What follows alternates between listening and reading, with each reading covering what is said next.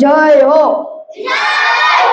અહીંયા ઉપસ્થિત માનનીય મહેમાનો, આચાર્યશ્રીઓ અને વિદ્યાર્થી મિત્રોને મારા નમસ્કાર. મારું નામ દમોડિયા જય. આજે હું તમને શ્રી કૃષ્ણ અને અર્જુનની કથા કહેવા માંગુ છું. એક સમયની વાત છે. મહાભારતના યુદ્ધના મેદાન પર પાંડવો અને કૌરવો સામે સામે ઊભા હતા.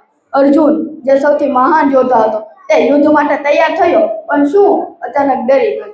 તેણે વિચાર્યું કે શત્રુ મારા પરિવારના સભ્યો છે, મારા દાદા, મારા ગુરુ, મારા ભાઈઓ, મારા કાકા. એમને હું બાજુ ન આપી શકું. શું કરું?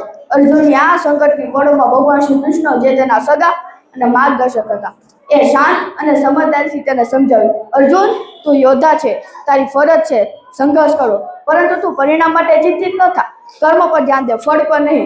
શ્રી કૃષ્ણ ભગવાને તેને યોગ, કર્મ, ભક્તિ અને જ્ઞાનનો માર્ગ બતાવ્યો. તેણે કહ્યું કે જીવનમાં દરેક વ્યક્તિને પોતાની ફરજ હોય છે. સત્ય અને ધર્મ માટે પોતાનું શ્રેષ્ઠ કરવું એ મહત્વપૂર્ણ હોય છે.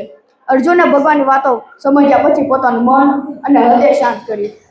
માત્ર જીત તથા હાની ચિંતામાં નહીં, પરંતુ યોગ્ય કાર્ય કરવા માટે અને અધર્મનો નાશ કરી ફરી ધર્મની સ્થાપના કરવા માટે. આ કથા પછી જીવનમાં લેવો જેવો બોધ. જીવનમાં કર્મ મહત્વપૂર્ણ છે, ફળ નહીં. સંકટમાં ધીરજ અને માર્ગદર્શન માનવું જોઈએ.